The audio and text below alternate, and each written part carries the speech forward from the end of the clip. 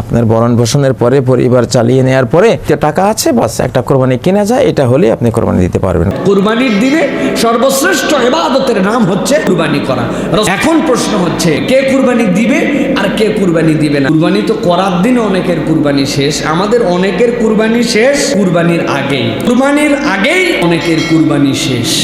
আসসালামু আলাইকুম ওয়া রাহমাতুল্লাহি ওয়া বারাকাতুহু। প্রিয় দর্শক, একটি ভুলের কারণে কুরবানি দেওয়ার আগেই কুরবানি শেষ, কুরবানি কবুল হবে না। এই একটি ভুল কি কি এবং কুরবানি কোন সমস্ত ব্যক্তিদের উপরে ওয়াজিব এবং কুরবানি কার কার উপর ওয়াজিব, সে বিষয়ে আজকে আমরা জানবো ইনশাআল্লাহ।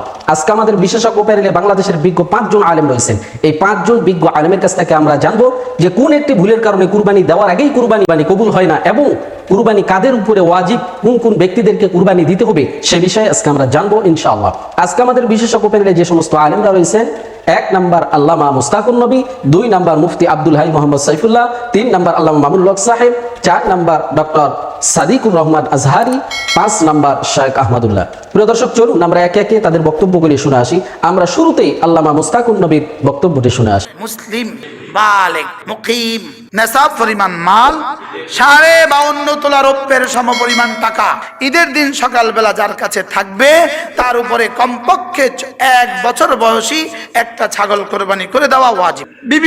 বিবির পক্ষ থেকেও কি করবেন বলেন? কোরবানি করতে হবে। যার এই টাকা আছে তার পক্ষ থেকে কোরবানি করতে হবে। এটা হলো ওয়ানহার। রাসূল বলেন মাল্লাম ইউদাহি মান ওয়াজাদা সাআতান, যে কোরবানি করার সুযোগ পেল, যে কোরবানি করার সুযোগ আছে, টাকা আছে, কোনো বাধা নাই, কোরবানি করার সুযোগ আছে, ওয়ালাম ইউদাহি, আর সে কোরবানি করে নাই, রাসূল বলেন ফালা ইয়াকরাবান্না মুসাল্লানা, সেজন্য আমাদের ঈদগাহের কাছেও না আসে। আপনি বিদেশে থাকেন, আপনি গোশত সংরক্ষণ করতে পারবেন না অথবা করতে পারবেন না, ইতালি আপনি করতে পারবেন না, আপনি কি করবেন? আপনার উপরে কোরবানি ওয়াজিব। আপনি কি করবেন? আপনি যদি একটা ছাগল কিনে অথবা টাকাটা আপনার নামটা লিখে আস্তে করে মাদ্রাসায় পৌঁছায় দেন, আপনার যেখানে ভাল লাগে ওই মাছ আপনি পৌঁছিয়ে দেন। একটা অংশ গরুর 7 ভাগের 1 ভাগ, এক অংশ, অথবা একটা ছাগলের টাকা। গরু তো এখন একটু বেশি লাগে না, 15,000 20,000 নিচে হয় না, ছাগল 12,000 15,000 নিচে হবে না। আপনি একটা ছাগল অথবা একটা গরুর অংশ কোনো মাদ্রাসায় দিয়ে দিলেন আর বললেন যে আমার পক্ষ থেকে এটা কোরবানি করে দিবেন, আপনারা গোশত খেয়ে নেবেন। কেমন হবে ব্যবস্থাপত্রটা? নির্ভেজাল পিওর একটা কোরবানি সব আপনি পেয়ে গেলেন, নির্ভেজাল কোরবানি। বলেন এই জন্য হালাল টাকা দিয়ে ছোট, হারাম টাকা দিয়ে হাতির থেকে দামি। শুধু একটু 2-1 দিন মানুষ বলল অনেক বড় গরু দিয়েছে, শেষ। আপনি যদি আপনার কোরবানিকে নির্ভেজাল করেন, এই কোরবানির পশুতে যতগুলো পশম আছে ততগুলো নেকি আপনার রব আপনাকে দান করবে। এখন থেকে নিয়ত করেন আমি কোরবানি করব, আল্লাহর জন্যই করব। চলে যাওয়া আব্বার জন্য 1 নাম দিয়ে দেন, চলে যাওয়া মার জন্য 1 নাম দিয়ে দেন। আব্বার পক্ষ থেকে এটা, মার পক্ষ থেকে এটা, ঠিক আছে না? ইনশাআল্লাহ আল্লাহ তাআলা তৌফিক দান করেন। ঈদুল আজহার দিন আল্লাহর কাছে সবচেয়ে প্রিয় ইবাদত হচ্ছে আল্লাহর জন্য কুরবানি করা। কুরবানির দিনে সর্বশ্রেষ্ঠ ইবাদতের নাম হচ্ছে কুরবানি করা। রাসূলুল্লাহ সাল্লাল্লাহু আলাইহি সাল্লাম বলছেন, দুনিয়ায় যদি কারো কুরবানি করার সামর্থ্য থাকে কুরবানির ঈদের দিনে, আর সে তারপরে আল্লাহর জন্য কোনো পশুকে কুরবানি করলো না, আমি রাসূলুল্লাহ সাল্লাল্লাহু আলাইহি সাল্লাম বললাম খবরদার সে যেন আমাদের ঈদগাহে না আসে।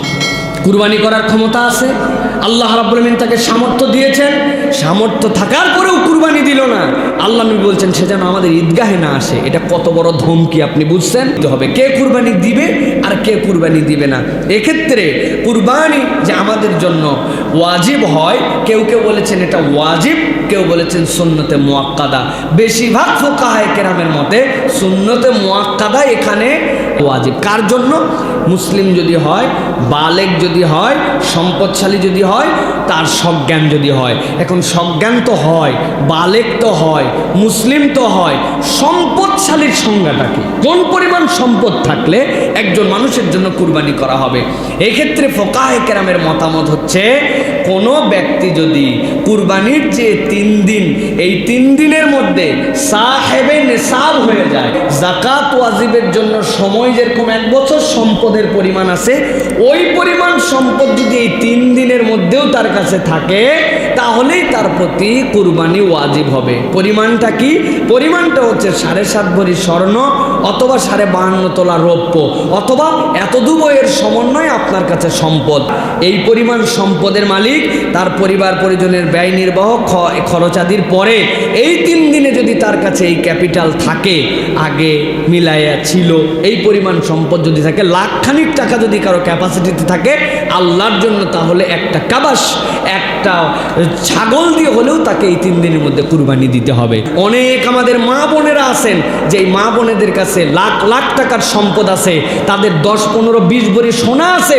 উনি চিন্তা করছেন আমার উপর আবার কুরবানি ফরজ হয় নাকি, কুরবানি খালি ছেলেদের উপর ফরজ হয়। জি না, কুরবানি ছেলেদের উপরে ফরজ হয়, মেয়েদের উপরে ফরজ হয়। আপনি যদি এই কুরবানির 3 দিনে এই পরিমাণ সাহেবে নিসাব সম্পদের মালিক হন, আপনাকে আল্লাহর জন্য একটা কুরবানি আদায় করে দেওয়া সুন্নাতে মুআক্কাদ। সুতরাং কুরবানি করা আপনার বিপদ দূর করার একটা আল্লাহর কাছে মাধ্যম। সুবহানাল্লাহি বিহামদি। একটা পশুর মধ্যে 60টা গরু, মহিষ, উট জায়েজ আছে। সুতরাং গরু, উট, মহিষ এইগুলা কুরবানি দেওয়া জায়েজ। কেউ যদি দিতে চান রাসূলের সুন্নাহ হিসাবে, তাহলে 2টা কাবাস এটাও আপনারা দিতে পারেন। কুরবানি তো করার দিন অনেকের কুরবানি শেষ, আমাদের অনেকের কুরবানি শেষ কুরবানির আগেই। আমরা কুরবানি কেন করছি? আল্লাহ রাব্বুল আলামিনের কাছে সওয়াব পাওয়ার আবেগ, সন্তুষ্টি এবং শাস্তি থেকে বাঁচা, এটা হচ্ছে আমাদের কুরবানি করার উদ্দেশ্য। কুরবানির পশু কিনতে যাওয়ার সময় আমরা মনে মনে আগেই নিয়ত করি যে অন্তত অনেক দিন ধরে গোস্ত টোস্ত খাওয়া হয় না, এখন যে গোস্তের বাজার আক্রা হয়েছে, অন্তত এই কুরবানি দিয়া আপাতত আমরা কিছুদিন গোস্ত খাইতে পারবো। এইটা যদি আপনার নিয়ত হয় তাহলে আপনার গোস্ত খাওয়া হবে, কিন্তু আপনার কুরবানিটা আল্লাহর কাছে কবুল হবে না। আরো অনেকভাবে আমাদের কুরবানিগুলা হাটের দিনে শেষ হয়। আপনার গরুর দাম কত, পশুর দাম কত, গোস্তের কেজি কত, ওইটার সাথে ইকুয়েশন মিলায়া আপনার যদি দামের সাথে সাইজে মিলে, তাহলে আপনি বুঝবেন আপনার পর্তা হয়েছে, না হলে পর্তা হয় নাই।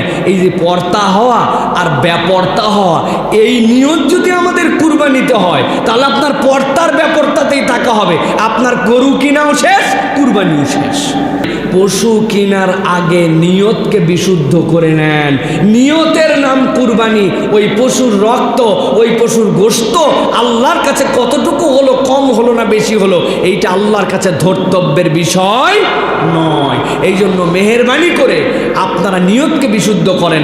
খবরদার, পর্তা হলো কি না হলো, একেবারে লাভ হলো, জিতলেন কি লস করলেন, এইরকম কোন উদ্দেশ্য আমাদের মৌলিক হবে না। কিন্তু কেবল পর্তা হওয়া, না পর্তা হওয়া, আর গোস্ত খাওয়ার, গোস্ত কিনা, এই নিয়তে যদি আমাদের হয়, আল্লাহর দয়ায় আপনার কুরবানি কিন্তু জায়গায় ব্রেক করে যাবে। আপনি কাদের সাথে শরিক করছেন, হালাল ইনকাম, হারাম ইনকাম, কার কি মন মানসিকতা, এই জন্য সম মানসিকতার মানুষ হলে এটা বেটার হবে। তবে যদি ধরেন আপনি 5 জন এক মানসিকতার, আপনাদের মধ্যে একজন নিয়ত করছে যে আমি গোস্ত খাওয়ার জন্যই একটা ভাগ দিছি, আপনাদের কি 5 জনের কুরবানি বাতিল হবে? না, আপনাদের কুরবানি বাতিল হবে না। যার যার নিয়ত আল্লাহর কাছে তারটা পৌঁছাবে। আমাদের চেষ্টা করতে হবে ভালো মানুষ, নিজেদের পছন্দের মানুষ, এইরকম মানুষের সাথে আমাদের কুরবানি করতে হবে। জিলহজ মাসের 10 তারিখ আল্লাহর বান্দা যত আমলই করুক না কেন, আল্লাহর নিকট কোরবানি পেশ করার চেয়ে এই দিন উত্তম কোনো আমল হতে পারে না। আল্লাহর নবীর সুস্পষ্ট হাদিসের বিবৃতি হলো যে ইয়াউমুন নাহার, জিলহজ মাসের 10 তারিখে আল্লাহর নিকট কোরবানির হাদিয়া পেশ করার চেয়ে, আল্লাহর জন্য পশু জবেহ করার চেয়ে উত্তম কোনো আমল হতে পারে না। সুতরাং এজন্য অগ্রগণ্য মত হলো এটি, অধিকাংশ উলামায়ে উম্মতের নিকট সেটি হলো যে কোরবানি করা ওয়াজিব। কোরবানি ওয়াজিব হল ওই ব্যক্তির উপর যে ব্যক্তি ঈদুল আজহার দিন নিসাব পরিমাণ সম্পদের মালিক হবে। নিসাব পরিমাণ সম্পদ, এটি আমরা যাকাতের বিস্তারিত মাসালার ক্ষেত্রে জেনে থাকি। কোরবানির নিসাবের মধ্যে একটু পার্থক্য রয়েছে, সেটি হলো যাকাতের নিসাব হলো নির্দিষ্ট কয়েক প্রকারের সম্পদ, কিন্তু কোরবানির মধ্যে শুধুমাত্র এই 3 প্রকার নয়, বরং প্রয়োজনের অতিরিক্ত যে সম্পদ রয়েছে, সেই সম্পদ যেটি প্রয়োজনের, নিত্য প্রয়োজনের অতিরিক্ত সম্পদ যদি কারো নেশাব পরিমাণ হয়ে যায়, নেশাবের অর্থ হলো যে 52.5 ভরি রূপার মূল্য পরিমাণ যদি সম্পত্তি কারো থাকে নিত্য প্রয়োজনের অতিরিক্ত, তাহলে ওই ব্যক্তির উপর কোরবানি করা ওয়াজিব হবে। নাবালেগ যদি হয় তাহলে নাবালেগের উপর কোরবানি ওয়াজিব না হতে পারে, বিষয়ে মত পার্থক্য রয়েছে। অথবা যে সম্পদশালী, তার নিজের পক্ষ থেকে তাকে কোরবানি করতে হবে, তার নাবালেগ সন্তানদের পক্ষ থেকে কোরবানি করা লাগবে না। স্ত্রী যদি নেসাবের মালিক হন তাহলে তাকেও তার কোরবানি করতে হবে। হ্যাঁ, যদি স্বামী স্ত্রীর পক্ষ থেকে, সন্তানের পক্ষ থেকে বাবা তার অনুমতি সাপেক্ষে কোরবানি করে দেয় তাহলে সেই কোরবানিও তাদের পক্ষ থেকে যথেষ্ট হবে। কোরবানি করতে হবে। কোরবানি দিবে কে? দিবে স্বাধীন ব্যক্তি। সব পরিমাণ সম্পদের মালিক যে ব্যক্তি, সে ব্যক্তি কোরবানি দিবে। 52.5 তোলা রৌপ্য সম পরিমাণ সম্পদ যদি জিলহাজের 10, 11 এবং 12 তারিখ সূর্যাস্তের আগ পর্যন্ত যদি আপনার কাছে পরিবার চলার পরে আপনার কাছে এই পরিমাণ টাকা থাকে, যেই ক্ষেতগুলো আপনার রয়েছে, যেগুলো থেকে আপনি আপনার ভরণ পোষণ হয়, খাদ্যের অভাবটা পূরণ হয়, এটা ছাড়া যদি আপনার কাছে অতিরিক্ত যে ফসলের ক্ষেত আছে, যে ক্ষেতের মূল্য এমন হবে, এই পরিমাণ টাকা যদি আপনার কাছে থাকে, আপনার জন্য কোরবানি ওয়াজিব। সম্পদ থাকার পরেও সেই লোকটা যদি কোরবানি না করে, ফালা ইয়াকরাবান্না মুসাল্লানা, সেজন্য আমাদের ঈদগাহে না আসে। সুতরাং কোরবানি কোনোভাবেই বাদ দেওয়া যাবে না। সব পরিমাণ সম্পদের মালিক হয়ে থাকে তার উপরে কোরবানি আবশ্যক। হানাফি মাযহাব অনুযায়ী কোরবানি করা ওয়াজিব। যাদের কাছে যাকাত ফরজ হওয়ার মতো সম্পদ আছে, সেটা 1 বছর যদি নাও হয়, সম্পদের বয়স যদি 1 বছর নাও হয়, কিন্তু কোরবানির জন্য 1 বছর বয়স হওয়া লাগে না। এটা হলো যাকাত এবং কোরবানির মধ্যে পার্থক্য। মূল সম্পদের পরিমাণ সমান। যাকাতের জন্য যে পরিমাণ সম্পদ লাগে, কোরবানি করতেও সে পরিমাণ সম্পদ লাগে। 52.5 ভরি রূপার মালিক অথবা রূপা কেনার মতো টাকা কারো কাছে থাকলে তার উপরে কোরবানি আবশ্যক বা ওয়াজিব। কোরবানির পশু ক্রয় করার ক্ষেত্রে হৃষ্টপুষ্ট, সুস্থ সবল এটা দেখে কিনতে হবে। পশু যদি ল্যাংড়া হয়, খোঁড়া হয়, কানা হয়, অতিশয় দুর্বল হয়, তাহলে সেক্ষেত্রে সে সমস্ত পশু দিয়ে কোরবানি করা জায়েজ নয় বা উচিত নয়। পশু হতে হবে ত্রুটিমুক্ত। দেখতে শুনতে যত বেশি হৃষ্টপুষ্ট হবে তত ভালো। তবে এর চাইতে গুরুত্বপূর্ণ বিষয় হলো আপনি কোরবানি কি গোশত খাওয়ার জন্য করছেন, মানুষকে দেখাবার জন্য করছেন, নাকি আল্লাহর জন্য করছেন, এটা গুরুত্বপূর্ণ। আল্লাহ বলেছেন তোমাদের কোরবানির পশুর গোশত তো এর কোনোটাই আল্লাহর কাছে যায় না। আল্লাহর কাছে যায় কি? আমাদের অন্তরের ভেতরে থাকা তাকওয়া। প্রিয় দর্শক, এতক্ষণ আমরা শুনছিলাম বাংলাদেশের বিজ্ঞ 5 জন আলেমের কাছ থেকে যে কুরবানির মধ্যে কোন একটি ভুল করলে কুরবানির আগেই কুরবানি বাতিল হয়ে যায়, কুরবানি হয় না, সেটা শুধু গোশত খাওয়াই হয়, এবং কোন কোন ব্যক্তিদের উপরে কুরবানি ওয়াজিব এবং কাদেরকে কুরবানি দিতে হবে সে বিষয়ে আমরা শুনছিলাম বিজ্ঞ আলেমদের কাছ থেকে। প্রিয় দর্শক, যে ভুলটির কথা বিজ্ঞ আলেম ওলামাগণ বলেছেন যে আমাদের সমাজে অনেকেই অনেক রকম নিয়ত করে থাকে। কুরবানির পশু কেনার সময় তারা নিয়ত করে বসে যে আমরা যেন গোশত একটু ভালো পাই, আমাদের গোশতটা যেন একটু ভালো হয়, মজাদার হয়, এবং এই গোশত দিয়ে আমি এই কাজ করব, অমুকের বাড়ি দিব। এইরকম যদি নিয়ত হয় যে গোশত খাওয়াই আমাদের মেন উদ্দেশ্য, তাহলে কুরবানি দেওয়ার আগেই আপনার কুরবানি আল্লাহ তাআলার দরবারে কবুল হবে না। বিজ্ঞ আলেম ওলামাগণ এই কথাই বলেছে। কুরবানি কোন কোন ব্যক্তিদেরকে দিতে হবে, কোন কোন ব্যক্তিদের উপরে কুরবানি ওয়াজিব, সে বিষয়ে বিজ্ঞ আলেম ওলামাগণ বলেছে যে নেসাব পরিমাণ যাদের সম্পদ থাকবে তাদের উপরেই কুরবানি ওয়াজিব।